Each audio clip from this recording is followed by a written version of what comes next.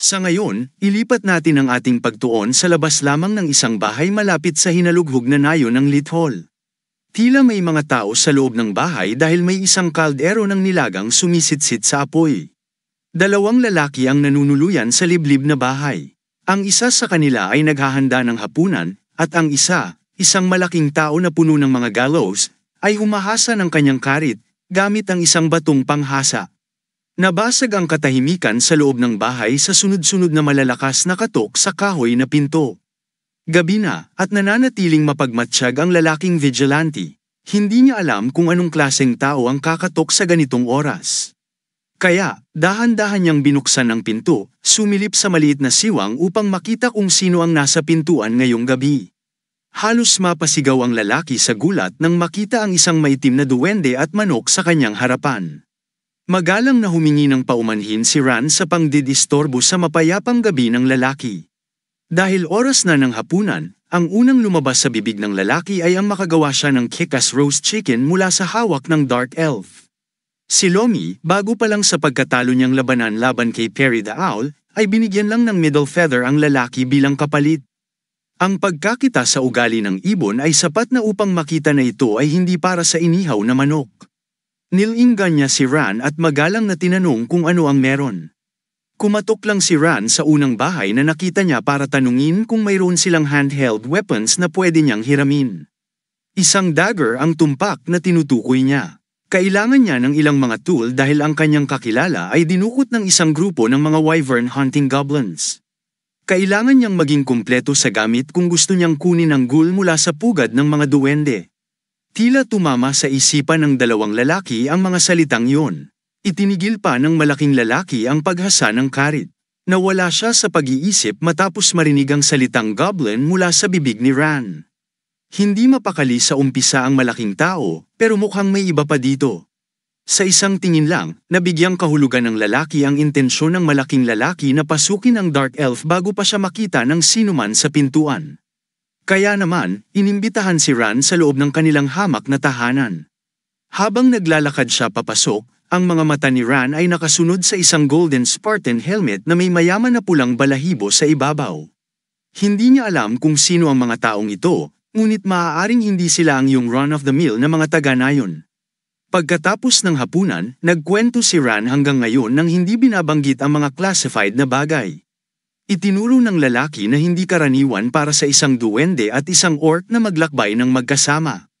Ipinaliwanag ni Ran na mayroon silang kanilang mga dahilan, ngunit sa kasamaang palad ay hindi niya masabi ang mga karagdagang detalye, at iginagalang yun ng lalaki. Higit pa rito, mukhang nasa tamang lugar si Ran dahil maibibigay sa kanya ng mga lalaking ito ang mga tool na kailangan niya dahil nasa iisang bangka sila. Ang buhay na nasa katanghaliang gulang na lalaki ay Ozen. Maaaring siya ay mukhang matigas, ngunit siya ay isang simpleng magsasaka. Ang tahimik na malaking lalaki sa tabi niya ay pinangalan ng Rashon. Magalang na yumuko si Ran at ipinahayag na nakakatuwang makilala ang dalawang lalaking ito. Nagpasalamat siya sa paghatid sa kanya sa kanilang tahanan at ipinakilala ang kanyang sarili bilang si Edrisen Ran Warren, at ibinaba ang kanyang palayaw. Iyan ay mas madaling bigkasin. Na-curious si Ran kung ano ang ibig sabihin ni Ozen tungkol sa pagkakasakay nila sa iisang bangka. Ipinaliwanag ni Mr. Ozen na ang malaking tao na si Rashon dito ay isang survivor mula sa Goblin Raid 25 taon na ang nakakaraan. Sa oras na yun, ang mga duwende ay kasing baliw at brutal kung hindi higit pa kaysa ngayon.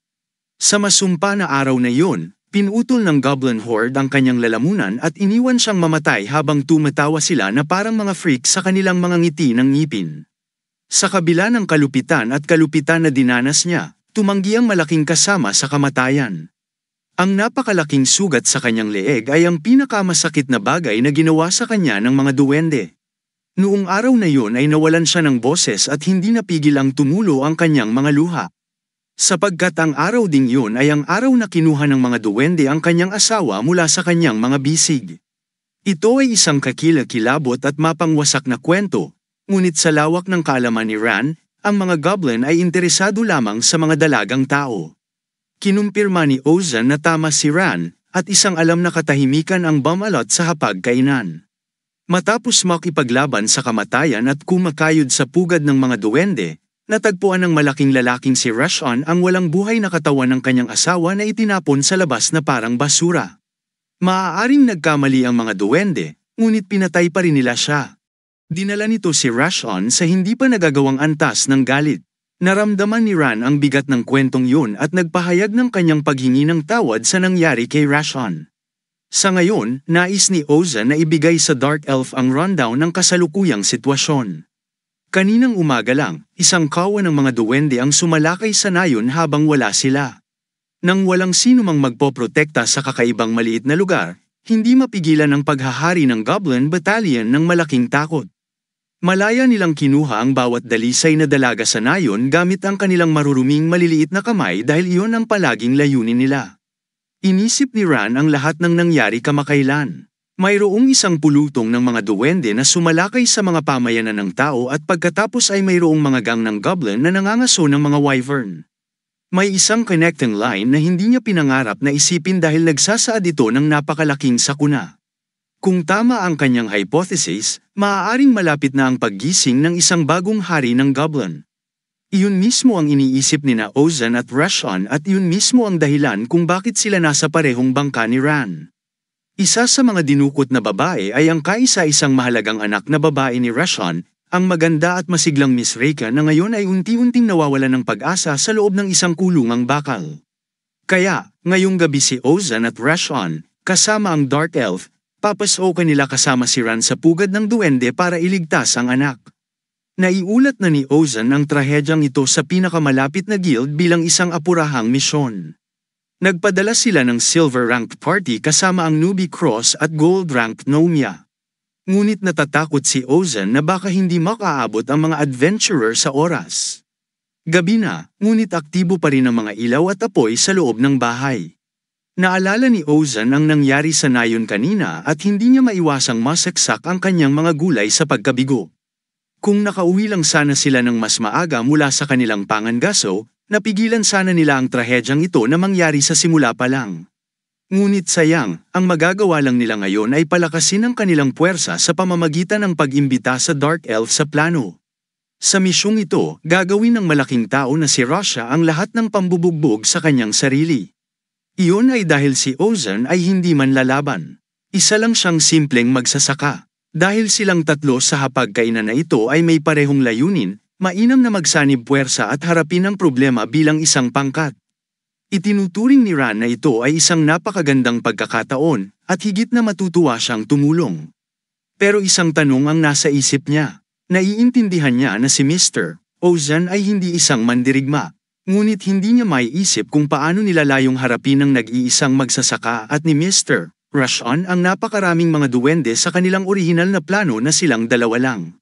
Habang si Rashon ay patuloy na kumakain ng kanyang mga gulay gamit ang isang regular na laki na tinidor na mukhang maliit sa kanyang mga kamay.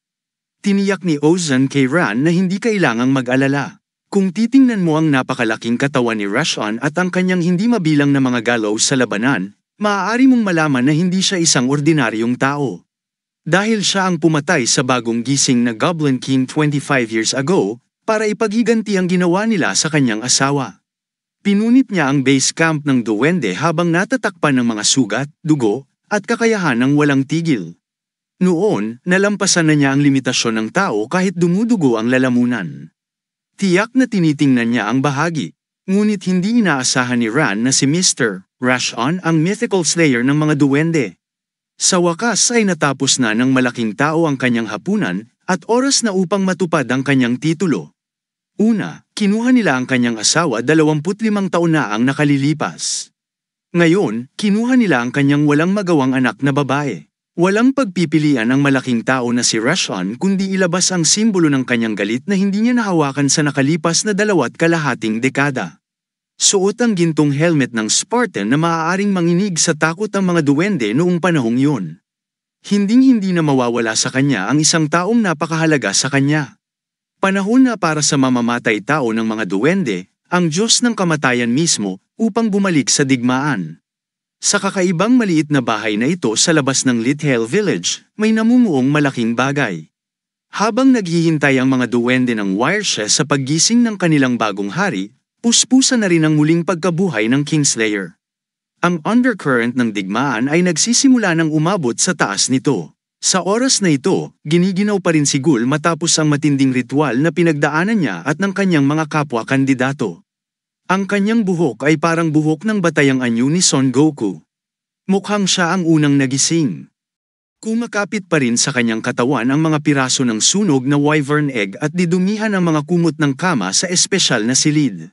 Sa paligid niya ay ang mga walang malay na katawan ng iba pang leader ng Goblin Gang na nakabalot ng maayos sa mga kumot. Walang maalala si Ghoul sa nangyari at kung bakit siya nandito. Napatigil siya para sa kanyang go-to-hand sa loob ng pants pose. Iniisip na lang ni Ghoul na dapat ay oras na ng pagtulog pagkatapos makita ang lahat ng iba pang mga duwende na nakatalukbong ng kanilang mga kumot. Ngunit nang magsimula siyang mag-isip ng mas malalim, naalala niya ang nangyari sa entablado.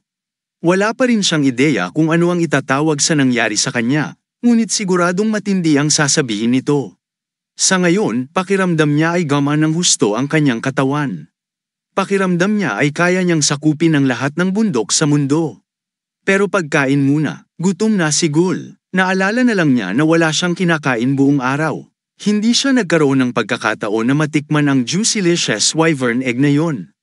Sa ngayon, gusto niyang maglaro ng ligtas at palihim na gumapang palabas ng espesyal na silid kung saan may nakita siyang malinis na tubig na umaagos. Agad na kinabig ni Ghoul ang waring tubig na yon, at determinado siyang lumapit dito. Nang malapit na siya sa tubig, sa wakas ay nakita ni Ghoul kung ano ang itsura niya sa sandaling ito. Nagsimulang tumugtog sa kanyang isipan ng isang kanta na parang kainahinalang katulad ng reflection kanta mula kay Mulan. Dahan-dahan niyang pinunasan ang mga sunog na itlog na dam-aikit sa kanyang balat, dahan-daang lumabas ang kanyang natural na berdeng kutis.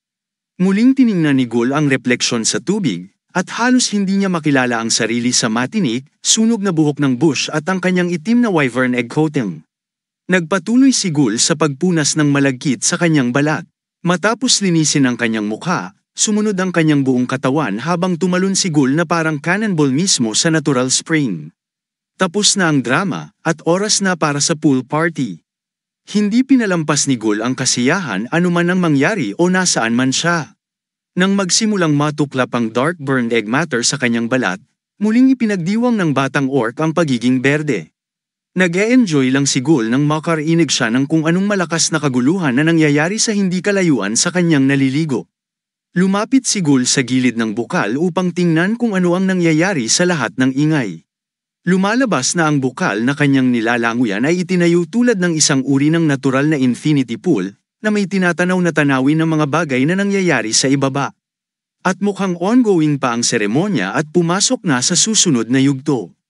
Ang mga matatanda, ang mga hobgoblins, at ang mga goblins ay nagpapatuloy sa kakaibang tradisyon.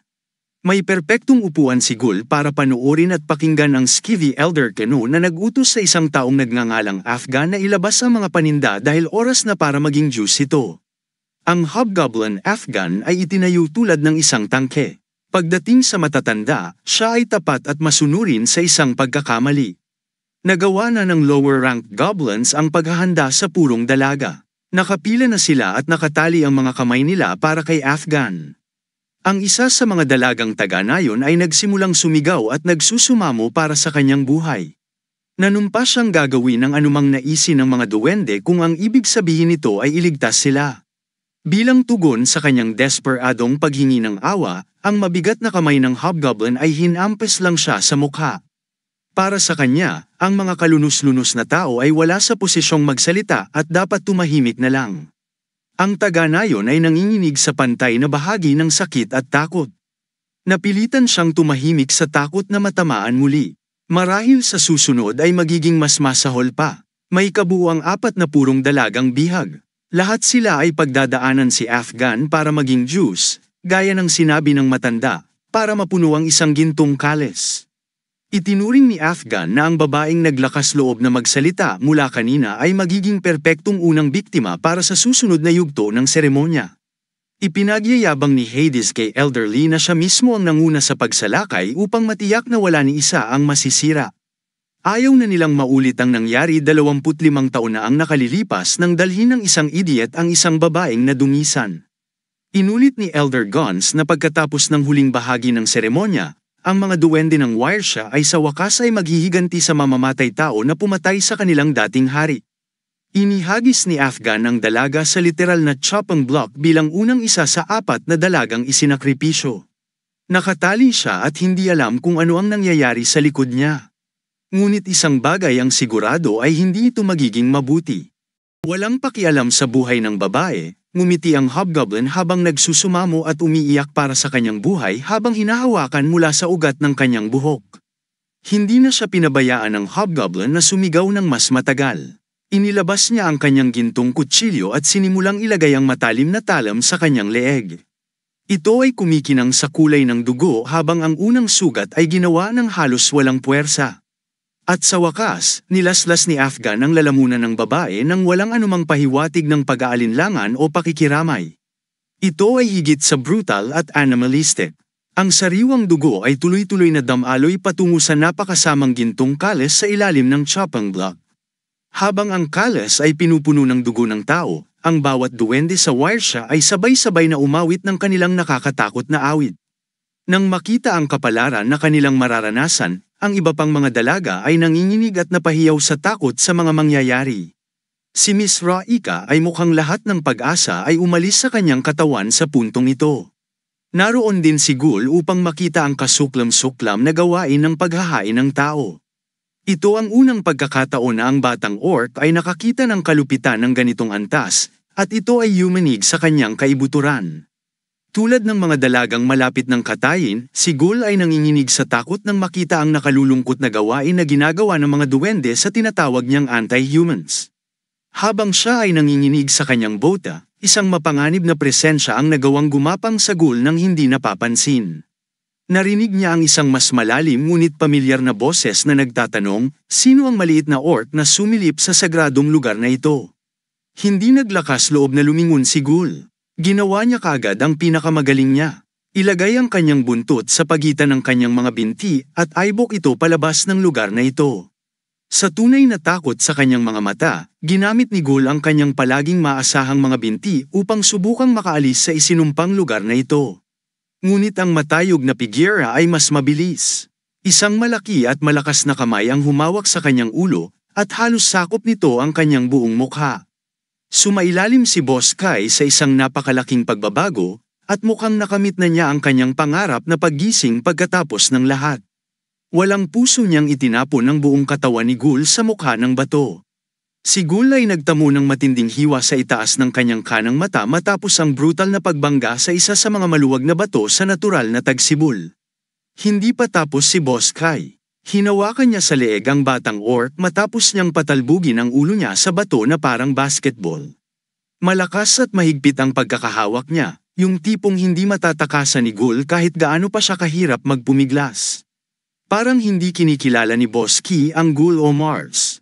Ang tanging nakikita lang niya ay isang pesky orc na kahit papaano ay nakalusot kay Wardia.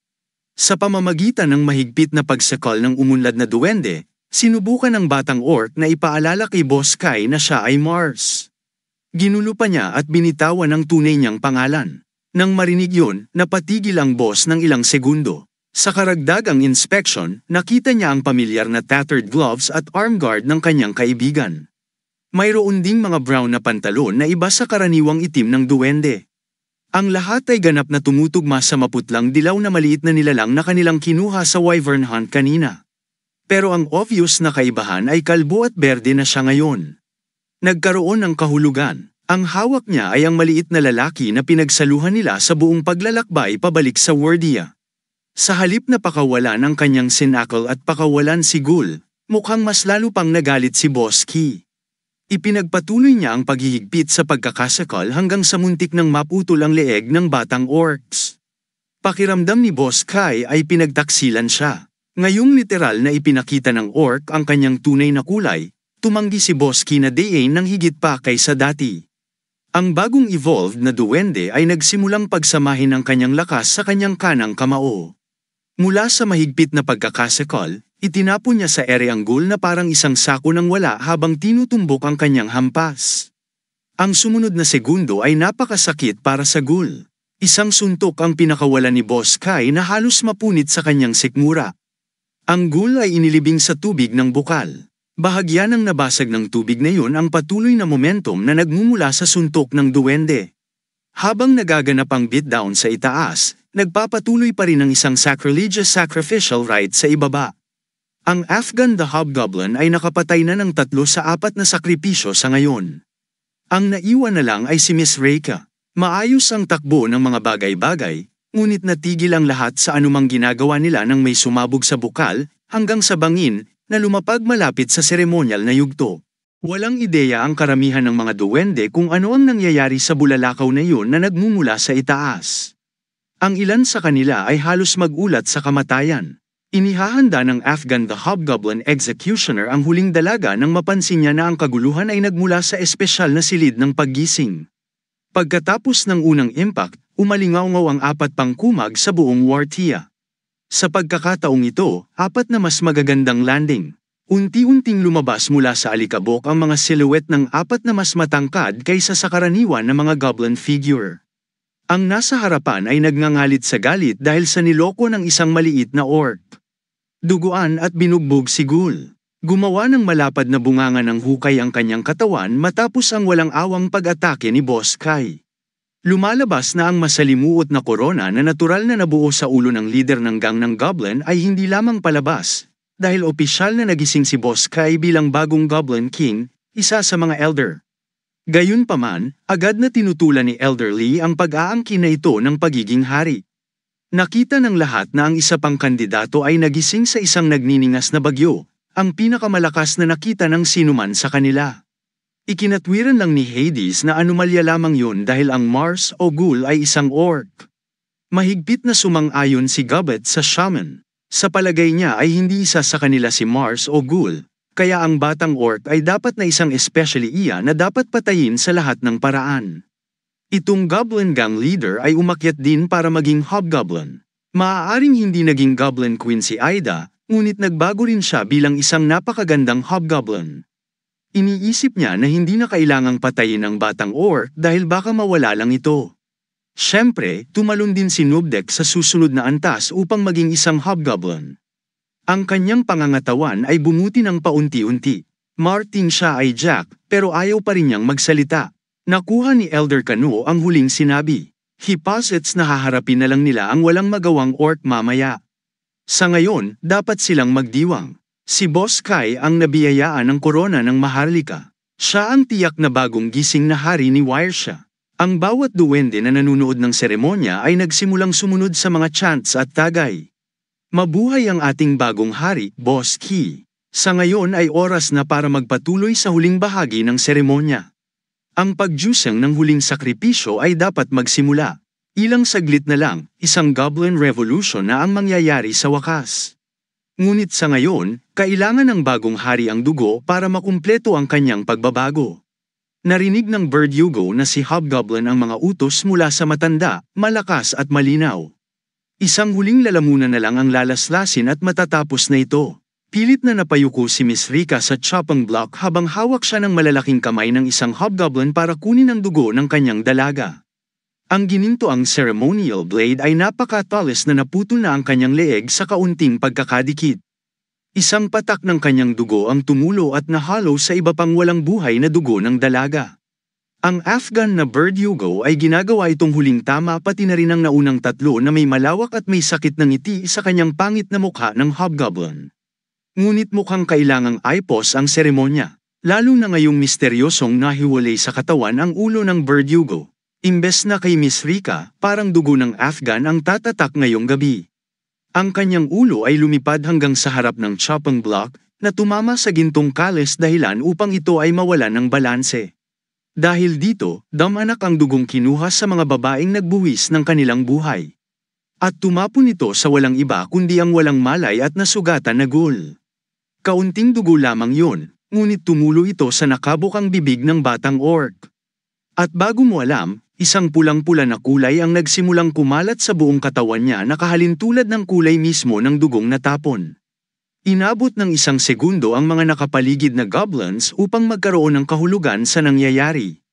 Nang may sumigaw na ang ulo ni Afghan ay gumulong lamang sa altar, nagsimulang mapuno ng hiyawan ang buong yungib. Ang ingay ng mga ungol ng pagkalito at takot ay napuno ang buong lugar bilang isa sa pinakamalakas na hobgoblins ay nawala ang kanyang buhay sa isang kisap mata. Mukhang bago pa man makumpleto ang kanyang pag-akyat sa pagiging hari, kailangang harapin ni Boss Kai ang isang napakagulong isyu. Ang tanging nasa isip niya at nasa isip ng mga matatanda ay tungkol sa Kales. Ano man ang mangyari, dapat nilang tiyakin ang Kales ng dugo. Sinisikap ni Elder Gans na maunawaan kung ano ang nangyayari, at nagkataon na may napansin siyang banyagang presensya sa di kalayuan. Nakita niya ang isang nakakatakot na figura na lumalabas sa pasukan ng kanilang sagradong base camp. Hinding-hindi niya makakalimutan ang itsura ng lalaking iyon kahit lumipas ang 25 taon. Ito ay ang Slayer. Ang mga nakapaligid na duwende ay nakatingin lamang sa disorientation habang ang isang talam ay sumasayaw sa hangin.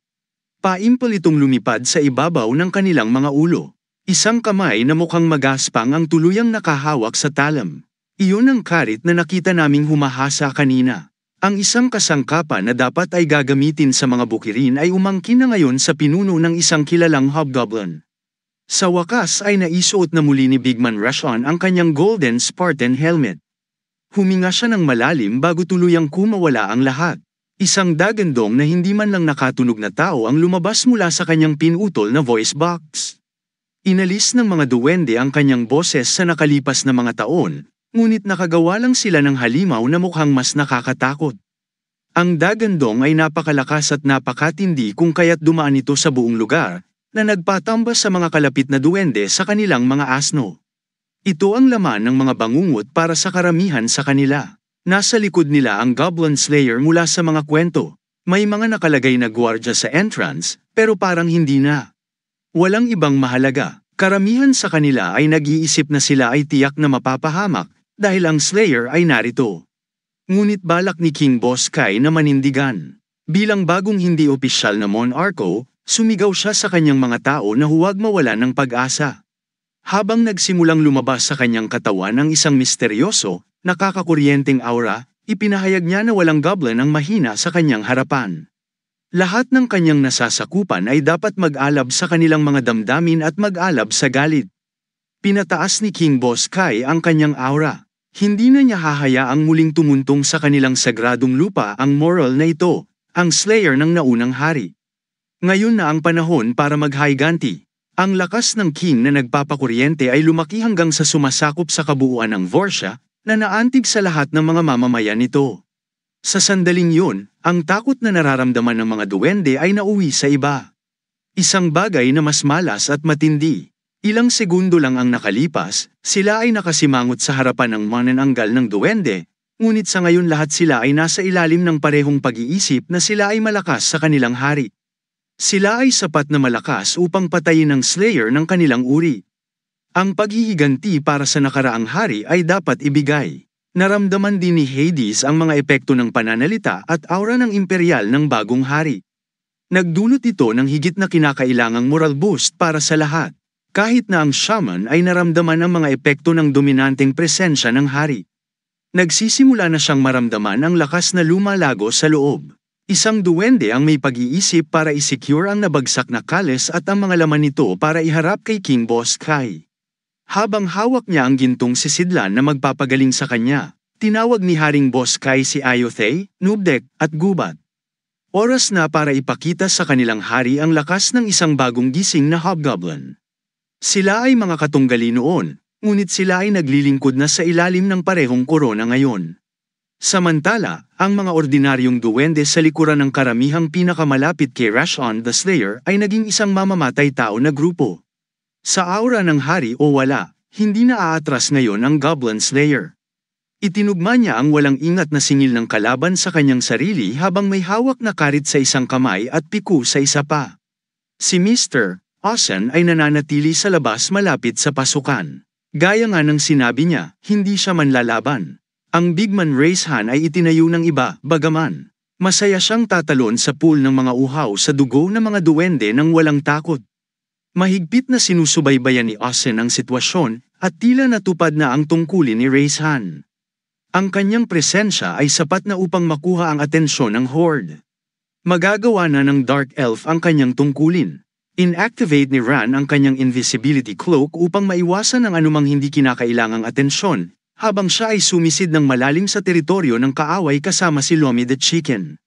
Si Bigman Rashon, na natatakpan ng gininto ang maskara ng Spartan ang kanyang mukha, ay parang isang hindi makamundong nilalang na ginawa para sa pagpatay. Maaaring hindi siya makapagsalita dahil sa kanyang magulo na vocal cords, ngunit maaari pa rin niyang takutin ang mga kaaway sa kanyang mabangis na dagandong. Ngunit ang pananakot ay maaaring nawala ang bisa nito laban sa mga goblins na supercharged ng imperial aura ng kanilang hari. Ang unang duwende na nakaabot sa isang dissenting distansya patungo sa kanya ay may hawak na isang simpleng longsword. Ang kawawang creature ay hindi man lang nagkaroon ng pagkakataon na iwagayway ang kanyang talon nang ito ay sinalpok hanggang sa mamatay gamit ang mapurol na bahagi ng piko. Ang mga pint ng dugo at isang eyeball ay lumipad ng masama. Isang tama, isang patay. Iyan ang uri ng napakalaking lakas na dapat taglayin ng isang manananggal ng duwende. Ang unang dugo ay halos hindi nakapagpahinto sa mga papasok na goblins sa kanilang mga landas. Wala silang pakialam sa unang kapaspalad na katas na naduraj lang ang kanyang bungo. Ang susunod ay hindi isa, ngunit dalawang duwende na naglalayon sa mamamatay tao. Ang isa ay may hawak na espada at ang isa ay may dalang sibat. Para dito, iniisip ni Rashon na ang talam ng kanyang karit sa pagsasaka ay maaaring ang angkop na sagot. Hinayla niya ang talam sa likod hanggang sa makakaya niya upang palakasin ang isang pag-atake na magbibigay ng pinakamataas na pinsala. Naging matagumpay ang strike, habang walang awang pinugutan ng ulo ang isa pang duwende, masasabi mong nakakabaliw ang ulo. Kapag ito ay malapitan at personal, parang ang enerhiya ng hari ay maaaring ma-override sa paningin at napakalaking posibilidad ng isang masakit at malagim na kamatayan. Ngunit ang duwende ay talagang lumaban sa pamamagitan ng takot na kanyang kinakaharap sa isang nakakabaliw na dagandong ng kanyang sarili. Nagawa ng maliit na lalaki na sugatan ng malaking lalaki na si Rashon mula sa balikat hanggang sa kanyang dibdib. Ito ay isang magandang slash, ngunit ang Slayer ay hindi man lang buckle. Sa halip na magkaroon ng kumpiyansa na nagawa niyang sugatan ang maalamat na kalaban, nakaramdam lang ng mas malalim na takot ang duwende. Kinagat ni Rashon ang kanyang mga ngipin. Ang kanyang gintong helmet at ang kanyang katawan ay puno na ng dugo at lakas ng loob mula sa mga duwende at sa kanyang sarili. Habang umaagos ang kanyang dugo mula sa mahabang sugat sa kanyang katawan, ninisan lang ng mamamatay tao ang duwende na naging sanhi nito. Muli niyang itinaas ang kanyang karit at naghanda ng angkop na paghihiganti. Sa isang malinis at walang patid na hampas mula sa itaas, hinati ng malaking lalaki na si Rashon ang katawan ng duwende sa dalawa mula sa baywang.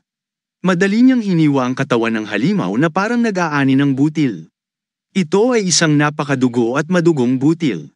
Pagkatapos noon, 3 goblin ang nag-organisa ng kanilang mga sarili upang mag-dish out ng collaborative attack na nagmumula sa 3 magkaibang anggulo at 3 magkaibang blades. Napansin ng Slayer ang papasok na pag-atake ng grupo sa likod niya bago pumasok ang trio sa kanilang strike zone. Sisigat siya sa pamamagitan ng counter-attack gamit ang momentum mula sa mabigat na piko sa kanyang kaliwang kamay. Ang mga goblin na ito ay naging sobrang kumpiyansa, at kailangan nilang bayaran ng halaga para doon. Isang circular sweep ang nagtipon sa lahat ng 3 goblins sa isang dogpile kung saan ang mapurol na dulo ng piko ay ginagamit bilang parehong tool sa pagtulak at pagdurog. Ito ay isang mahusay na paraan ng pagtapon sa mga papasok na mga kaaway sa labas ng saklaw habang sila ay labis na nasaktan sa proseso. Ang mamamatay tao ay hindi pa tapos. Gusto niyang sumingil ng medyo mas malalim na parang bulldozer.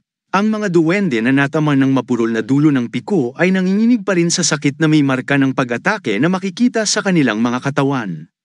Ang goblin isang ay sapat na kapaspalad upang tanggapin ang matinding pag-atake, at ngayon, ang mamamatay tao ay hindi inaalis ang kanyang mga paa sa gas. Bago pa man napagtanto ng maliit na lalaki kung ano ang nangyayari, ang kanyang bungo ay nagkakawatak-watak na. Ang malaking tao na si Rashon, ang manananggal ng duwende, ay mahilig gumamit ng dugo, lakas ng loob, at utak ng mga duwende bilang kanyang accessory. Ilan pa lang ang natanggal niya sa mga nakakagulong peste na ito, kaya hindi maiiwasang marami pang darating. Gaya nga ng inaasahan niya, may papasok pang 5 mula sa likuran. Ang batch na ito ay mukhang mas malakas at mas mahusay sila kaysa sa mga unang sumubok. Ang pinakamalapit ay masyadong sabik at nag-ulo sa timing ng pasukan sa kanyang kasabikan. Ang parusa sa hindi pag-sync sa iba pang grupo ay isang walang awa na palo sa gilid ng mukha. Ang mga sangkawan at sangkawan ng mga duwende na dapat ay manunood lamang sa kapanganakan ng kanilang bagong hari ay itinutulak ngayon sa isang digmaan laban sa kaaway mula 2.5 dekada na ang nakalipas. Maaaring hindi si Ocean ay hindi isang uri ng pakikipaglaban, ngunit siya ay isang mahusay na tagapag-ugnay ng misyon. Binigyan niya si Ran ng perpektong oras para makalusot sa gitna ng base para sa aktwal na layunin ng misyon na ito, na iligtas sina Miss Reika at Ghoul. Dahil suot ng Dark Elf ang kanyang invisibility cloak, hindi siya nagdalawang isip na gawing stepping stone ang mukha at ulo ng paparating na kawan. Ngayong mas lumalim na siya sa likod ng mga linya ng kaaway, kakailanganin niya ng takip para malayang gumalaw. Ang isang Dark Elf assassin ay laging handa para sa mga ganitong uri ng sitwasyon. Kinapa ni Ran ang kanyang mga bulsa para sa solusyon sa kanyang problema sa cover. Habang tumatawid sa tulay patungo sa ceremonial stage, naghagis siya ng smoke bomb upang magdulot hindi lamang ng kaguluhan, kundi pagkabulag sa pangunahing puwersa ng kalaban. Buong tapang na sumisid si Ran sa usok na kanyang nilikha. Para sa isang Dark Elf assassin, pangalawa sa kanya ang pag-navigate sa ganitong uri ng kapaligiran.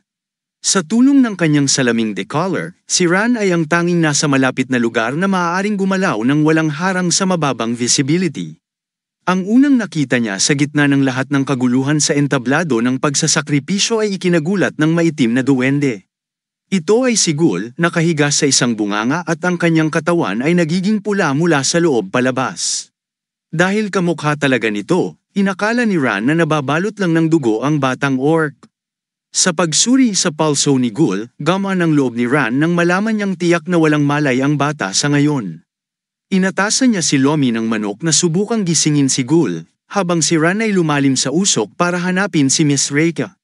At nagbigay si Lomi ng nakakapanatag na saludo. Sa kabutihang palad, ang magandang dalaga ay nakatakdang maging huling sakripisyo, kaya't ang pagkaantala ng seremonya ay nagligtas sa kanya mula sa pagkuha ng kanyang lalamunan sa pagdating ng oras. Ngunit ngayon ay nasasakal na siya sa makapal na usok. Madaling nakita ni Ran ang dalaga sa gitna ng stage, nakayuko sa chopping block. Una niyang kinumpirma kung ang babae nga ba ay si Miss Reika. At siya ay, ang mga pagsisikap sa pagsagip ay maayos sa ngayon. Ang kailangan lang niya ay putulin siya gamit ang kanyang bagong punyal. Kalmadong ipinaliwanag ni Ran sa ginang na pumunta siya rito kasama ang kanyang ama, at napakapalad nilang nakarating sa tamang oras. Si Ran ay isang maginoo, at tiniyak sa kanya na ilalabas nila siya sa isinumpang lugar na ito. Nanghihina pa rin ang mga tuhod niya sa lahat ng nangyari. Siya ngayon ay humihikbi at umuubo at tumatawag sa kanyang papa. Ayon sa pagtatasa ni Ran, hindi niya maaaring dalhin ang parehong Miss Reika at Ghoul sa kaligtasan ng sabay. Ang batang orc ay kailangang kumapit doon ng ilang sandali. Sa gitna ng lahat ng makapal na ulap, isang babaeng duwende ang naghahanda ng isang hakbang. Sa lakas ng kanyang mga baga at pagkontrol sa daloy ng hangin sa paligid niya, natangay niya ang kinakailangang takip ni Ran. Ang pag-unlad na ito ay hindi maganda para sa rescue mission sa lahat. Si Ran ay lubos na umaasa sa bisa ng smoke screen. Mukhang huli na ang lahat. Nakita na siya ng isang grupo ng mga mukhang hobgoblins na nagdadala ng huling sakripisyo. Isang grupo ng 4 na mabangis na mukhang hobgoblins ang tumingin kay Ran at itinuring siya bilang isang maliit na dark elf. Walang dapat ikabahala. Sa likod ng grupo ay si Boss King Kai, bitbit pa rin ang kanyang golden blood chalice na napapalibutan ng kanyang mga bagong cronies. Siya ay sumigaw sa kanyang mga tropa upang makuha ang taong babae at huwag hayaan itong makatakas. Itinataya niya ang kanyang pag-angkin sa dugo ng huling dalaga. Nanatiling kalmado si Ran. Tila kailangan niyang mag-isip sa kanyang marahas na pagbabago ng mga plano. Si Miss Reika ay kailangang umalis ng mag-isa sa ngayon. Nag-aalala siya na baka mahuli siyang muli dahil marami pa ring duwende ang papalabas sa mapahamak na lugar na ito. Ngunit kailangan lang magtiwala ng ginang sa Dark Elf at sa kanyang magic string. Gagamitin niya ang mystical tool para ipadala siya sa dulo ng linya kung saan naghihintay si Osan. Habang si Miss Reika ay hinihila ng kanyang contingency plan, kailangan munang harapin ni Ran ang ilang basura. Sa wakas ay napansin ng grupo ng mga hobgoblins na malapit nang makawala sa kanilang pagkakahawak ang huling dalaga. Panahon na para ipakita ng isang dress and Ranwerin ang mga scrub na ito na ang pagmamaliit at pag-alis ng kanilang mga mata sa pangunahing mamamatay tao ng Elf Kingdom ay ang pinakamabigat na pagkakamali na maaaring gawin ng isang tao. Napaka-fluid at effortless ng galaw ni Ran na hindi man lang nagpawis habang kinakatay ang 4 na hobgoblin sa harapan. Isang segundo, siya ay nakatayo ng may panganib, at ang sumunod ay puno ng umaagos na dugo, mga organo, at naputol na mga paa. Bago ang walang awa na pagpatay, ang 4 na hobgoblin ay casual pa ring pumustura, puno ng labis na kumpiyansa. Pagkatapos ay gumawa ng unang hakbang si Ran para makalapit.